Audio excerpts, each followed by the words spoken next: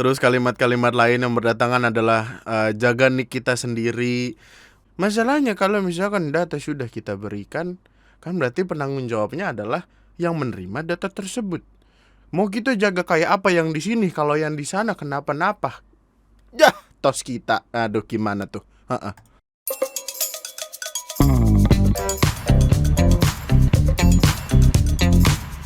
Hai, selamat datang di video gue kali ini dan selamat datang kembali di TNM. Selamat datang kembali di sebuah konten di mana banyak sekali hal-hal yang terjadi di Indonesia akhir-akhir ini. Bahkan ini gue kayak udah seminggu mungkin gak naikin video karena ada urusan satu dan lain hal. Cuman biar gue mulai video kali ini, biar gue mulai rentetan video pembahasan seminggu kemarin ini dengan the biggest elephant in the room, yaitu perkara kebocoran data yang lagi-lagi terjadi. Respect. Itu rasa kepusingan orang-orang, kayak sakit hatinya orang-orang atas data Indohim yang kemarin bocor itu masih terngiang-ngiang gitu di kepala. Tiba-tiba muncul satu lagi info yang mana kalimatnya adalah kecolongan 1,3 miliar data registrasi SIM prabayar. Ini kalimat bantahannya. Oke. Jadi semuanya bermula ketika ada tweet ini. Ada sebuah tweet yang ngasih lihat 1,3 miliar data pendaftaran kartu SIM telepon Indonesia bocor. Data pendaftaran meliputi nik, nomor telepon, nama penyedia, dan tanggal pendaftaran. Penjual menyatakan bahwa data ini didapat dari Kominfo RI. Kominfo itu komnya komedi loh. Jadi tweet ini diposting tanggal 1, bener-bener tanggal 1 September 2022 jam 8 pas. Ini kayak jam-jam orang masuk kerja nih, kayak udah siap-siap banget nih. Terus kemudian gue pergilah ke website dari forum yang diposting sama orang ini, sama Rifki Prio S ini di Twitter. Di forumnya sendiri yang naikin adalah lagi-lagi orang yang cukup punya nama di websitenya, di forumnya sendiri, Biorka. Terus di sini juga disediakan sampel yang mana tidak bisa gue kasih lihat karena itu data pribadi by the way. Tapi gue penasaran. Gue pun ngecek nomornya di get kontak dan itu nomor yang bener-bener digunakan, masih digunakan, nomornya ada, orangnya ada. Terus gue tuh merasa kayak, men, ini data tuh krusial sekali gitu. Kita bicara tentang nomor KTP, terus nomor HP, yang mana itu tuh, I don't know, lu bisa pakai buat pinjol apa gitu, gue gak tau. Mungkin gak bisa sih, gak tahu juga deh gue. By the way, semua data kayak data 1,3 miliar ini dihargai $50.000 atau sekitar 745 juta. Harganya 745 juta. Ini terdengar besar sekali kalau kita bandingin sama kasus Indohim kemarin. Karena ini kita lagi bicara tentang data 1,3 miliar data yang berisi nomor handphone dan KTP. Ini krusial sekali, men. Ini tuh big data gitu loh. Yang mana kalau misalkan data yang ada di sini jatuh ke tangan yang salah, katakanlah kasarnya, nih kita yang terbiasa banget nih, kasarnya digunakan oleh website slot, lu bisa tiba-tiba dapat WhatsApp lu, nomornya jelas, kepake. Ini gue sih kesel ya. Nih dari ininya, Ministry of Communication and Information Technology of the Republic of Indonesia. Ini intinya ngasih tahu kayak dulu tuh awal-awal kita harus ngedaftarin KK dan KTP sebagai cara untuk aktivasi nomor itu dimulai dari Oktober 2017. Kalau misalkan kita nggak daftar ya nggak bisa make itu kartu gitu. Terus juga seinget gue dulu sempat ada kalimat yang bilang kayak data KTP sama nomor akan aman, nomor KTP dan KK akan aman, terjamin. Beberapa tahun kemudian tiba-tiba jadi open source anjing. Orang-orang tuh yang di sini tuh gimana ya, men? Kita bicara tentang ini tuh kayak some kind of cibi cyber website gitu loh, kayak Kaskus tapi tentang hal-hal yang ngebongkar yang aneh-aneh gitu. Itu ada berapa kali sih ada kebocoran data tuh kayak PLN, Indohim, Kominfo, KPU. Terus ada Kemenkumham, ada Tokopedia, come on gitu. Terus kayak yang kita kita tuh sebenarnya bisa nggak sih gitu merelakan data kita gitu untuk dipegang. Kocak. Tapi kemudian Kominfo ngebantah kecolongan data itu dengan kalimat kayak telah melakukan penelusuran internal. Dari penelusuran tersebut dapat diketahui bahwa tidak memiliki aplikasi untuk menampung data register prabayar dan pasca bayar. Berdasarkan pengamatan atas penggalan data yang disebarkan oleh akun dapat ditemukan bahwa data kartu tersebut tidak berasal dari Lalu pertanyaannya adalah dari mana gitu kalau bukan dari situ? Dan nih, nick dan nomor HP valid. Men, lu bisa cek di get kontak, datanya itu ada nama dan nomornya itu di save di orang gitu loh. Dan kalimatnya adalah datanya bukan dari mereka. Terus dari mana? Itu yang jadi pertanyaan kan? Bukankah harus ada yang bertanggung jawab dengan ini gitu? Maksudnya undang-undang perlindungan data pribadi itu belum disahkan gitu. Jadi kita nggak tahu nih mesti kemana arahnya. Kalau misalkan perlindungan data pribadi undang-undang itu disahkan, siapapun orang yang punya tangan untuk ngelihat itu bisa kena dan bisa bermasalah sama hukum dan segala macamnya.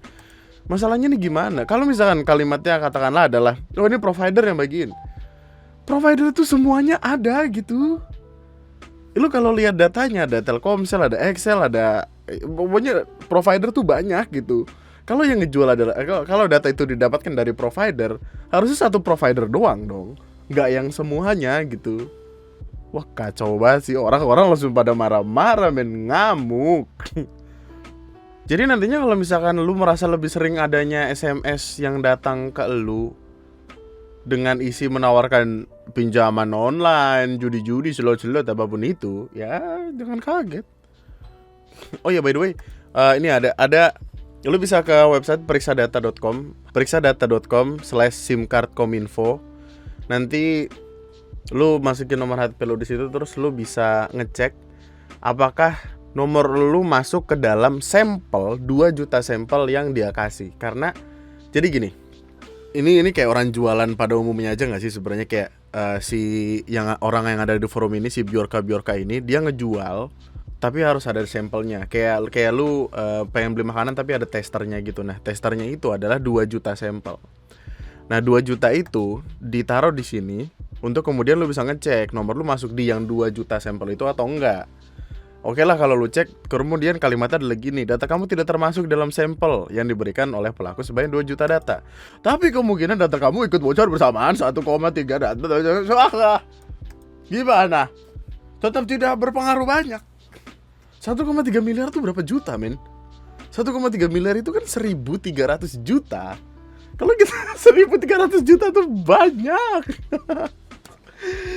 Aduh, Tuhanku ya Allah, paringono sabar kuat selamat langgeng sentoso. Oh, ini meme-nya pas banget nih. Wah, selamat, data kamu tidak termasuk dalam sampel. Okay. Tapi kemungkinan data kamu ikut bocor. Ya. Langsung sedih anjing. Oh ya, by the way, buat lu yang pengen baca-baca berita yang langsung dikurasi secara gampang, ke Catch Me Up ID di Twitter, bagus banget. Terus gue baru ingat dari kemarin perbincangannya kayak gini, Beb, golongan darah kamu apa? Kamu pura-pura nggak tahu, data diri kita kan udah bocor, nomor nik ya. Gue pasti, bapak kamu pilot ya? Gitu. Oh kok tahu? Iya kan data kita udah bocor, iya gitu. Kocak. Baru sehari setelah berita rame langsung ditelepon Bamba seminar MLM, padahal nggak pernah kejadian sebelumnya. What the Iya, yang jadi pertanyaan gue juga sebenarnya adalah gini, untuk apa juga gitu? Tujuannya buat apa sih? Peraturannya berlaku untuk pelanggan baru dan lama. Pelanggan baru, kita harus konser dengan prabayar terkait masalah kenyamanan pelanggan. Selama ini ada keluhan dari pelanggan, misalnya menerima SMS blast yang tidak jelas berisi penawaran produk-produk dan juga penipuan. Lah sampai sekarang ada. Terus fungsinya apa dong? Gue masih nerima itu SMS mama minta duit. Bukan dong, itu emak gue beneran. Maksudnya gue masih nerima SMS judi-judi, selot-selot, pinjol-pinjol. Apa? Lagi telah diinisiasi sudah lebih dari 11 tahun, tapi implementasi ini tergantung keberadaan ekosistem dan proses sosialisasi ke masyarakat. Dengan registrasi berdasarkan data kependudukan, informasi pribadi yang disampaikan pelanggan sifatnya benar dan validasi lebih baik. Oh, apa gini ya? Jadi kalau misalkan ada orang mau nipu, kan dia kalau mau nipu mesti beli SIM card, mesti daftar dulu. Terus nanti kalau misalkan daftar ketahuan, terus dia dicari gitu-gitu nggak sih? Mungkin ya. Nggak tahu juga sih. Tapi kalau kalimatnya adalah untuk menghindari SMS blast spam, ya. Terus ada berita lagi turun dari Tempo. Beritanya kalimatnya gini: Kominfo minta operator seluler tanggung jawab 1,3 miliar data SIM card bocor. Minta tanggung jawab sama operator seluler. Bahwa benar ada kebocoran, itu adalah kesalahan dari pengendali. Tapi yang dibocorkan datanya juga perlu. Ini seolah-olah membocorkan pahlawan. Itu yang dibocorkan data-data kita juga. Maka kami undang cybercrime, ini juga harus ditindak. Indonesia ini kan sedang banyak serangan. Sedang aja, seolah-olah baru-baru ini terjadi. Bagus. Jadi seolah-olah ini satu sisi, tapi ada dua pelanggaran. Satu pelanggaran administrasi, satu lagi pelanggaran pidana. Yang pidana seolah-olah tidak pernah dijelaskan ke publik. Ini nama operator Telkomsel, Indosat, Triaxel, dan Smartfren tuh. Gue kan percaya kalau provider yang bermasalah, ketika provider satu doang, lah ini 5, banyak. Cuma yang paling ultimate adalah ini bro. Coba pesan Kominfo ke hacker, kalau bisa jangan menyerang. Nah gimana anakku, gimana kalau bisa jangan menyerang. Nah gitu. Hayo. Kalau bisa jangan menyerang. Tiap kali kebocoran data yang dirugikan ya masyarakat, kan itu perbuatan illegal access. Makanya kami tekankan sekali, yaitu para penyedia layanan yang mengumpulkan data pribadi. Bagi yang hack pastinya ya kamu berhadapan dengan hukum, bukan dengan saya. Adik saya pun tahu bapak kalau melakukan kejahatan dia berurusan sama hukum gitu. Nenek saya yang ada di sana di kampung yang hari-hari makanin daun paya pun tahu kalau melakukan kejahatan urusannya dengan hukum. Tidak mungkin dengan saya. Masalahnya tuh kita nggak lagi di dunia Dora the Explorer gitu loh. Ini musuh kita bukan swiper yang kita bilang jangan mencuri 3 kali, dia berhenti. Ada episode nggak sih yang swiper beneran mencuri gitu, terus diapain gitu? Apa setelah mencuri dia dibukulin warga? Ada yang pernah lihat gak sih by the way? Lupa gue. Kita bentar dulu, minggir dulu bentar nih. Kan Dora nih, terus ada swiper jangan mencuri gitu 3 kali, kan swipernya amen terus cabut gitu kan. Ada masanya nggak gitu yang Dora kayak swiper jangan mencuri, terus dia tiba-tiba diem lupa mau ngomong apa, tuh swipernya beneran mencuri. Abis itu swipernya diapain? Apa digebukin warga? Apa dibawa ke pos ronda? Bagaimana kita nggak tahu kan. Tapi kalau misalkan kita bisa segampang itu ngomong ke hekel, jangan menyerang. Kalau bisa lagi, sopan banget emang orang Indonesia men. Jiwanya sopan, tetap meminta dengan baik. Hekel, kalau bisa jangan menyerang. Kalau bisa. Terus langsung dibahas. Yang kocak adalah sama si Bjorka ini dibales dengan kalimat stop being an idiot. My message to Indonesian government, stop being an idiot. Terus kalimat-kalimat lain yang berdatangan adalah jaga nik kita sendiri. Masalahnya kalau misalkan data sudah kita berikan, kan berarti penanggung jawabnya adalah yang menerima data tersebut.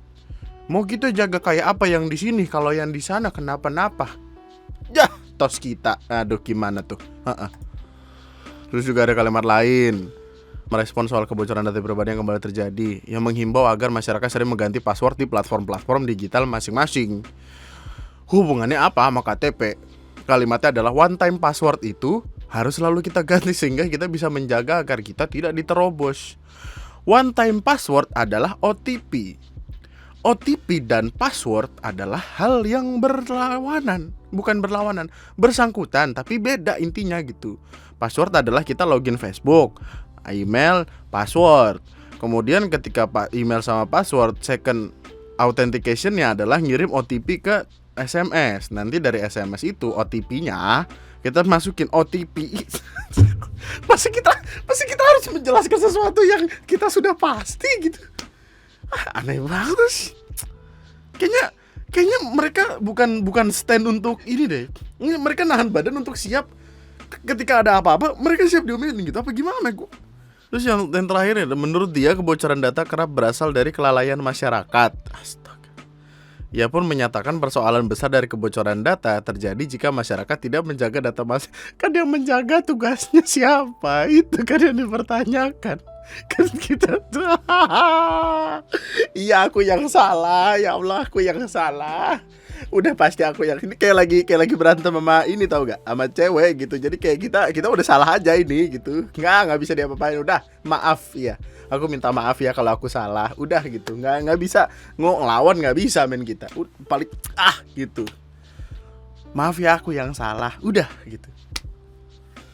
Data SIM card Johnny sebut masyarakat harus jaga nik masing-masing. Bocoran data pribadi terjadi lagi, masyarakat harus sering ganti password. Mau berusaha mengatasi masalah atau berusaha melupakan masalah ini? Terus yang ini mau gimana? Ini kagak mau ditindaklanjutin apa gimana? Pasti ditindaklanjutin kan? Gue tahu kita punya kepolisian yang hebat. Nah, maksudnya cybercrime segala macamnya. Harusnya ketemu, harusnya bisa dicari tahu. Cuman emang rada sulit, gue tahu. Gue yakin sih, malah gue yakin akan sulit. Cuman ketika pelemparan kalimatnya adalah kayak gini gitu, yang ada dikatinnya kalimatnya adalah kata hacker segini. Gue rasa cyber security-nya Indonesia itu dijalanin sama bocah 14 tahun. Ini kan insult banget, maksudnya ini tuh kayak lagi dikatain aja gitu. Gue sebenarnya mempertanyakan sih, maksudnya kalimat ini bisa benar, kalimat ini bisa jadi benar. Gue bilang bisa jadi ya, bisa jadi benar kalau misalkan yang mengurusi internet security di sini adalah tipikal bapak-bapak yang ketika dia nelpon ini udah di loudspeaker tapi masih dideketin ke kuping. Nah, percaya gue gitu. Yang kalau misalkan internet mati solusinya restart komputer. Kagak dicek kabelnya, dicek wifi-nya, restart komputer. Berasa punya internet kita disuruh restart modem mulu. Gitu. Urutannya tuh kocak gitu. Gini loh, yang jadi ketakutan kita semua adalah data kita tuh ada di antara sampel atau bahkan 1,3 miliar data tadi. Itu tuh kita loh di sana gitu. Dan bukan main-main, maksud gue kayak kalau misalkan nomor lu itu ada hubungannya sama m-banking, sama Tokopedia, Shopee segala macam, Dana apapun itu. Kalau tiba-tiba nomor GoPay lu diisiin sembarang sama orang, terus ternyata itu dana pinjaman atau pinjol, terus kemudian lu kena denda. Banyak sekali kemungkinan yang bisa terjadi dengan orang punya nomor dan KTP elu gitu, nomor KTP dan nomor elu. Meskipun ya gue nggak tahu bisa dipakai sebagai pinjol atau enggak, tapi by the way ada siaran persnya lupa gue. Oke. Kamis 1 September 2022, pernyataan terkait dugaan kebocoran data pendaftaran kartu SIM. Sehubungan dengan informasi yang beredar terkait dengan dugaan kebocoran data kartu prabayar dapat kami sampaikan. Kementerian Komunikasi dan Informatika telah melakukan penelusuran internal. Dari penelusuran tersebut dapat diketahui bahwa Kementerian Kominfo tidak memiliki aplikasi untuk menampung data registrasi prabayar dan pasca bayar. Berdasarkan pengamatan di atas penggalan data yang disebar, dapat disimpulkan bahwa data tersebut tidak berasal dari Kementerian Kominfo. Kementerian Kominfo sedang melakukan penelusuran lebih lanjut terkait data. Terus berarti yang megang datanya siapa? Gak mungkin ditaruh di Excel doang kan? Gak mungkin ada satu orang yang kerjanya di sana kayak nyatetin gitu. Kalau nyatetin pun ada. Terus untuk apa kita daftar segala macam kalau mereka gak punya datanya? Wah gila, anomali sekali ini. Terus kemana datanya dong? Ke yang punya provider? Aneh sekali. Oh ya, ini penutup yang ultimate. Kalimat ini akan menjadi penutup dari video ini. Kalimatnya didapatkan dari sidang Komisi 1 DPR kalau gue nggak salah. TV Parlemen ada di YouTube, lu bisa tonton. Tapi kalimatnya adalah sebagai berikut. Nah, dalam hal ini ingin kami sampaikan di bawah PP 71 tahun 2019 terhadap semua serangan cyber, leading sektor dan domain penting tugas pokok dan fungsi bukan di Kominfo. Terhadap semua serangan cyber atas ruang digital kita menjadi domain teknis Badan Siber dan Sandi Negara.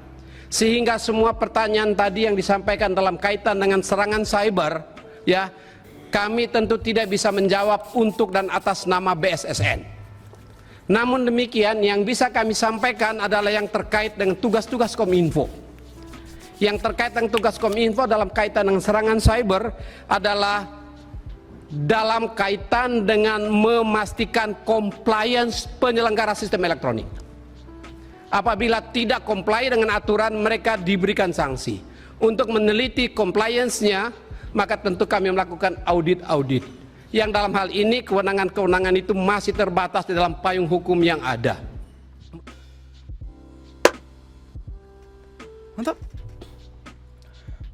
Pertahankan.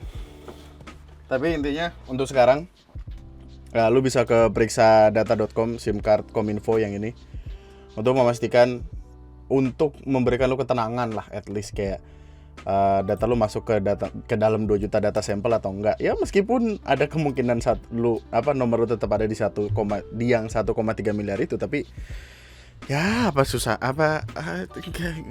gue nggak tahu berguna apa enggak pada akhirnya, gue nggak tahu. Tapi intinya tetap sama, jaga data pribadi kita. Tapi kalau itu di luar kalau itu terjadi di luar ranah yang bisa lu atur, berserahlah dirimu kepada Tuhan. Itu aja buat video gue kali ini. Subscribe jangan lupa. Mari kita lanjut ke bahasan selanjutnya. Mungkin esok hari, mungkin lusa, apapun itu. Nama gue Andri, sekian dan like videonya, by the way, like videonya supaya video ini disebarkan lebih banyak, karena algoritma YouTube sedang war. Nama gue Andri, sekian dan aneh bener video.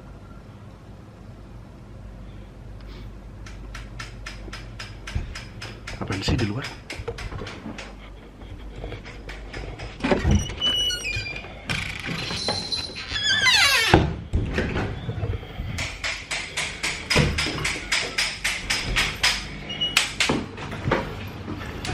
Mas, kalau bisa jangan nyolong.